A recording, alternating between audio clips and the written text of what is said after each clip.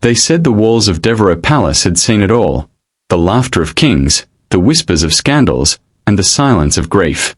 But that night, silence ruled. Prince Adrien Devereux, the youngest heir to the Devereux Empire, stood alone in the vast marble hall.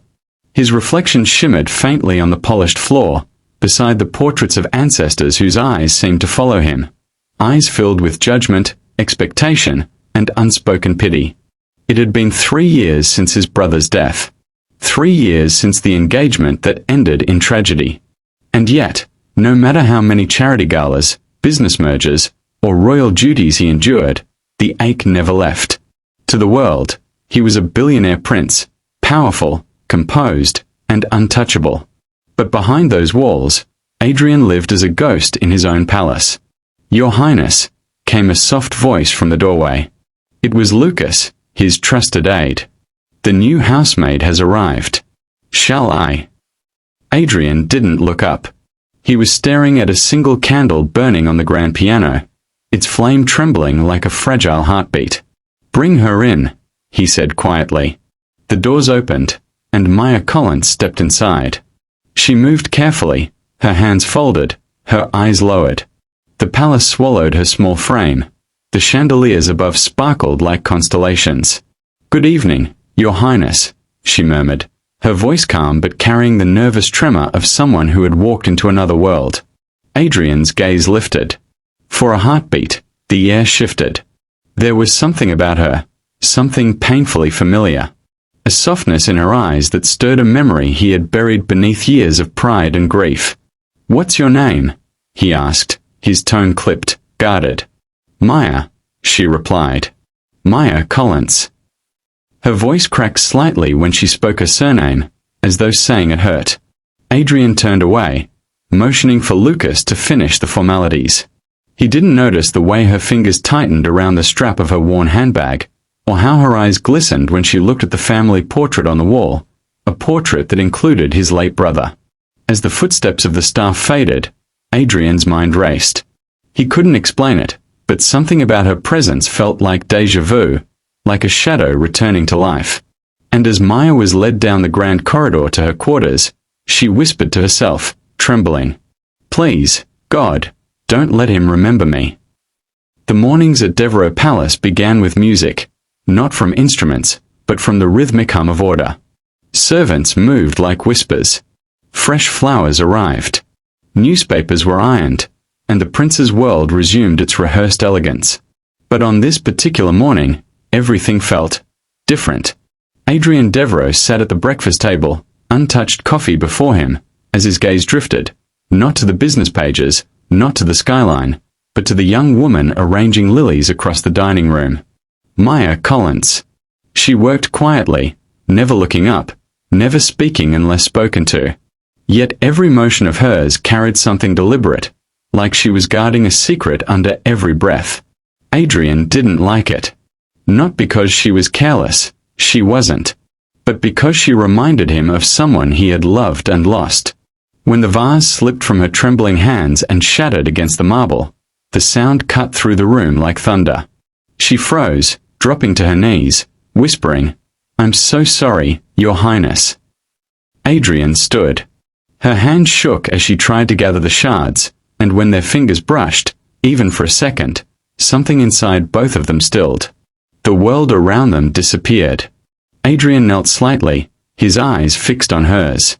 "Maya," he said quietly, "have we met before?" She looked up, startled, pale, her heartbeat almost visible in her throat. "No, Your Highness," she lied softly. "I've only just arrived." But Adrien wasn't convinced. That voice, that look, it tugged at the edge of a memory tied to his brother, Ethan, and a woman whose name he hadn't spoken in years. That night, Adrien couldn't sleep. He wandered through the palace halls, stopping before the old portrait again. His late brother stood there smiling, and beside him, the fiancée who had vanished after the accident. Her eyes, the same eyes that haunted him all day. He whispered into the dark, "Is it possible?"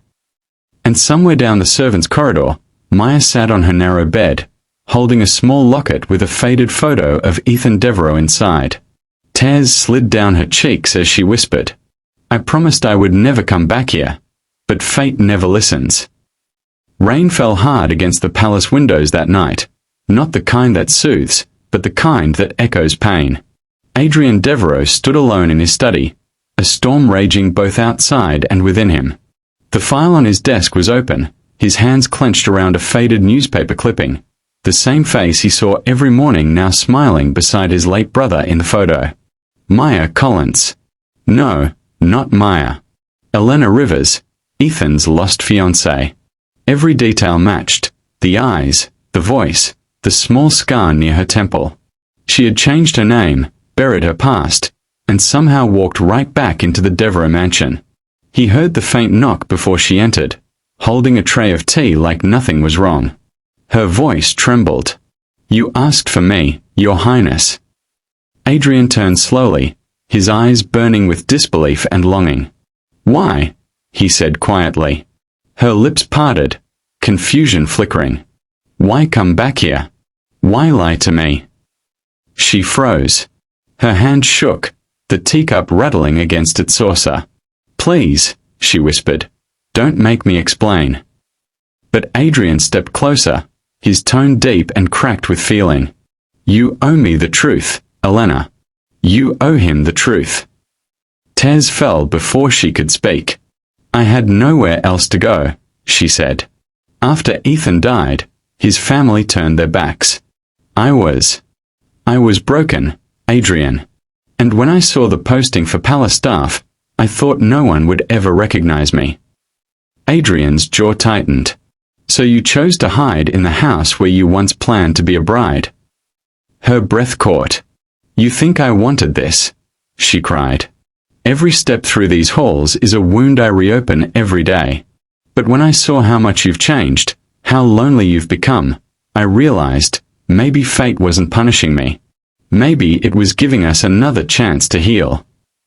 Adrien's gaze softened, anger melting into ache. He moved closer, gently lifting her chin. "Elena," he said, voice low. "Healing shouldn't hurt this much." The thunder rolled. For a moment, the air between them pulsed, too close, too charged. And though neither said it, both knew. This wasn't about the past anymore. It was about the forbidden pull that had been growing since the day she walked back into his life. The night was quiet, too quiet for a palace that had seen storms of love, loss, and revelation. Adrien stood by the balcony, the city lights shimmering below him like memories he couldn't escape. The air carried a faint chill, yet something in his chest felt warm again, fragile but real. Behind him, soft footsteps echoed. Elena appeared, her hair loose, the silk of her dress brushing gently as she approached. "I thought you'd left," Adrien said without turning. Her voice came softly, trembling with emotion.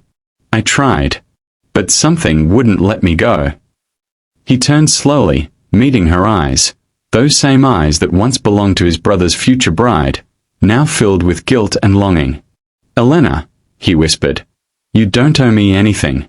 You deserve peace, not another prison." She shook her head, tears glistening. "I owe you honesty. I owe you gratitude. You saved me, even when you didn't know who I was. You saw me, not as Ethan's ghost, but as me." Adrien's heart ached.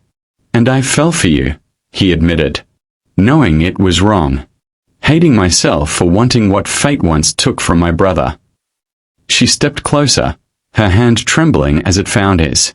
"Maybe love doesn't belong to fate," she said softly. "Maybe it belongs to those brave enough to forgive it." For a long moment, silence reigned. Then, without words, Adrien drew her close, their foreheads touching as the city lights painted gold on their faces. "I don't know what tomorrow holds," he murmured. "But tonight, I choose you." Elena's lips curved in a trembling smile. "And I choose to start again." The music of the night rose softly, strings of hope replacing sorrow.